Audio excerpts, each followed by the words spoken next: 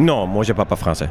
No, I don't. I studied French when I was in, how do you call it, high school, for like a year. And my teacher always said, like, because she knew French culture and French people, and she was always like, if you don't learn anything else from this, just learn how to say it, like, moi je parle pas français, parlez-vous anglais. Like that's already like you're trying, and people, yeah, and it's like already you're asking people like, please, can we speak English? And that should be enough. But yeah, I've been trying. I've been using Duolingo. I don't know if you know this app, but I'm way too lazy. Shame on me. Yes. Yes. Well, it's like a shitty sauna. Yeah. Shitty sauna. Okay. Yeah, but the thing is that from sauna you can go out, roll in the snow, and come back. So this is like you're constantly in it. No, don't get me wrong. It's doable. I mean, it's okay. It's okay. I saw many people have like ice cubes and so on, and I try to say like, hey, that's usually the guideline should. What I heard is like when it's hot, you should drink actually hot. Yeah. Because if you drink cold and if you just all the time make your skin cold, You sweat.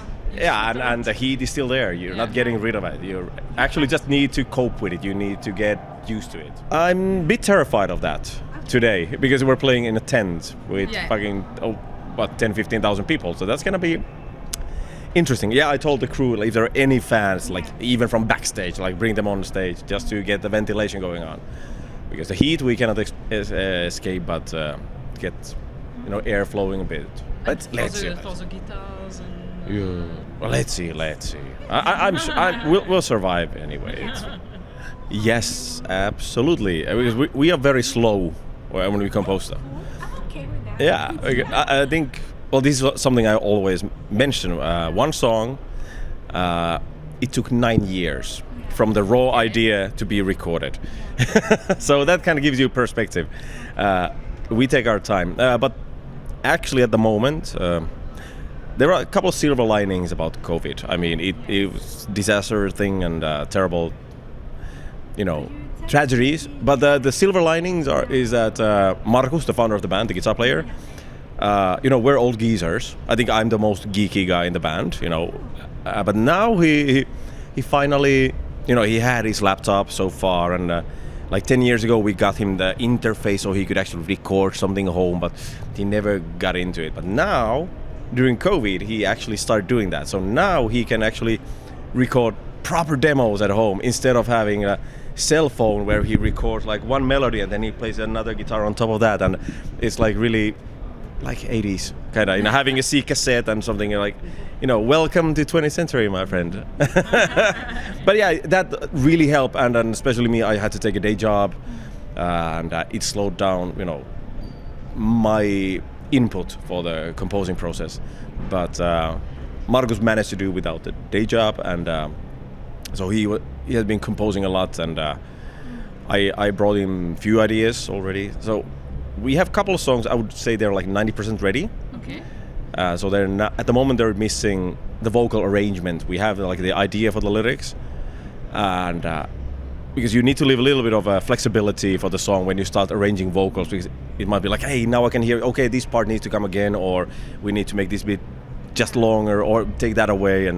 But overall, a couple of songs are ready, and I dare to say there's material, like raw ideas, raw songs for more than the next album. So we have already stuff that I'm sure is going to be enough for the album after that. I don't know yet, because I personally would like to do something different, because Thalastic was something that it came from me, because I do most of the interviews, and for ages, I've been asked like, hey, is it this or this album, is it a theme album? And I was like, always like, yeah, no, it's not a theme album, because the way we compose, it's so slow, there's no chance to like have a really big idea. And I was really pissed about it. I was like, fuck, as a musician, why would I put these kind of limits to myself? And I would talk with the guys like, how about we do something a bit vague, like a big theme, but so that we can actually say, yeah, we did a theme album. And they were like, they were like, oh, that's cool. But for the next one, I think,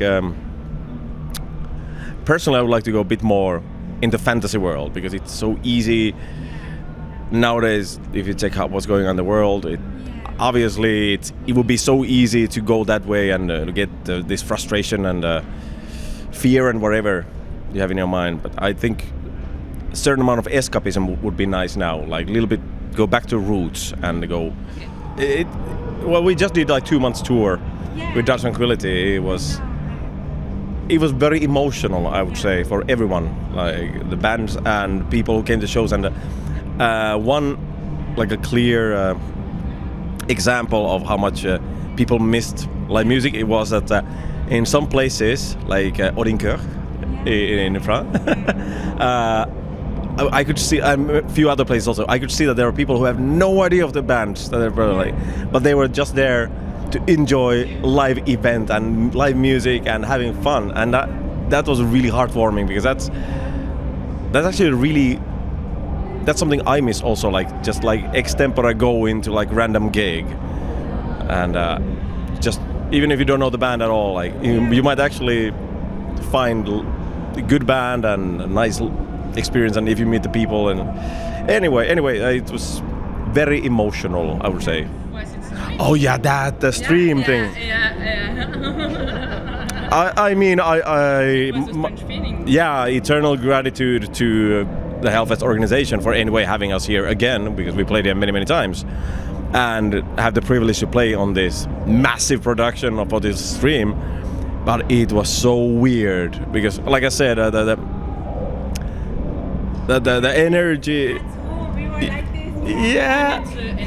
From the crowd. Yeah, exactly. That's the thing. It's. Maybe the fans guys don't, but we were at home. Yeah.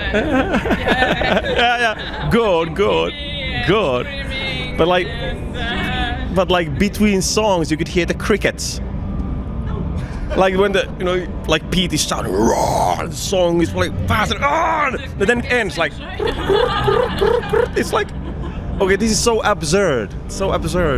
I'm not a big fan of stream gigs. That's clear now. I mean, I'm happy that we were there. We were managed to live through this kind of period, because, of course, maybe something will come out of this for a music industry. And I have a good friend. He's actually the web like social media master for NC Ferrum, and really dear friend of mine, and he helps me with my solo project and everything. And he works in the big companies, and he was giving me facts like, music business has never been thriving so much as it is at the moment. And we talk about all the possible things between earth and the sky, and he said like some artists are like bitching about streaming and so on, like there's no revenue, and he's like, there's never been that much money in music business that is at the moment. So like, and so that's why I'm curious about the streaming thing also. Like there might be something coming out of it, like maybe because there was also kind of the interaction.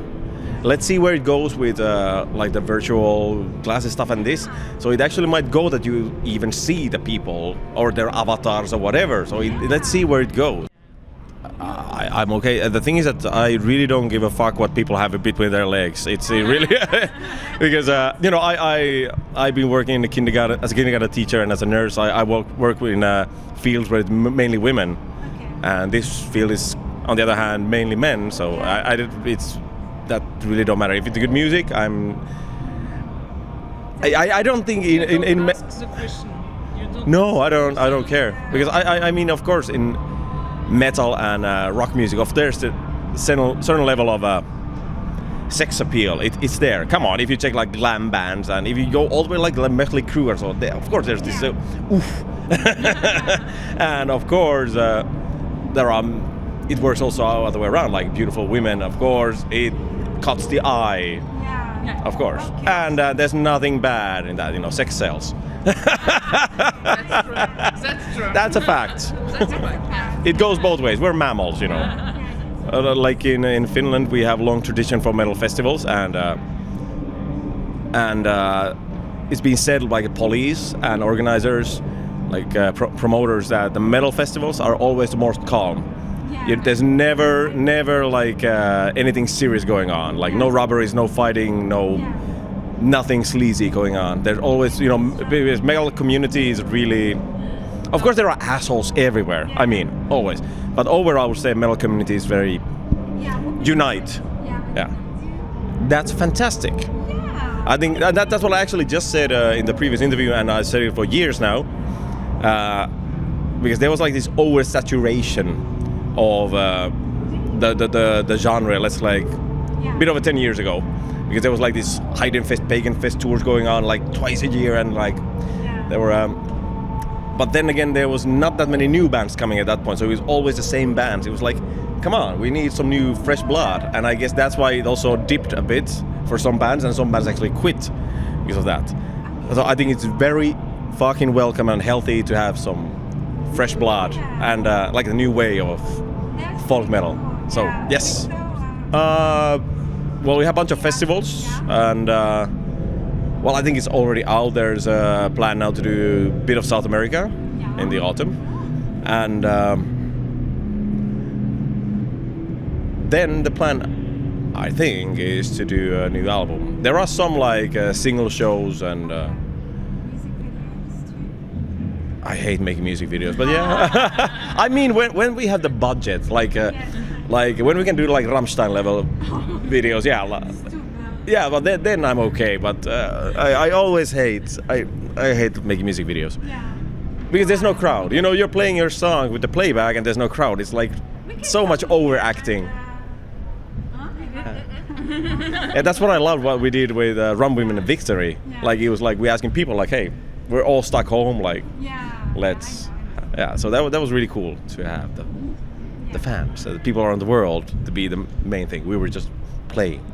You know. Well, I think it was a journalist from Metal Hammer saying like over 10 years ago. I think it was really well put. He said like what he felt that folk metal brought fun back to metal.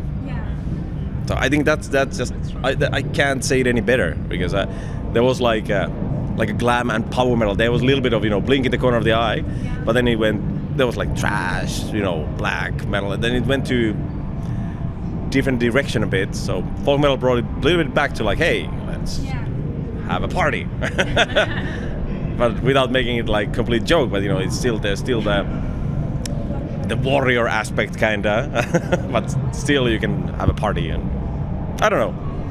So I guess that unites people who listen to this kind of music. So have a fantastic summer. Take care of yourself and loved ones. It's fucking hot, and hope to see you soon.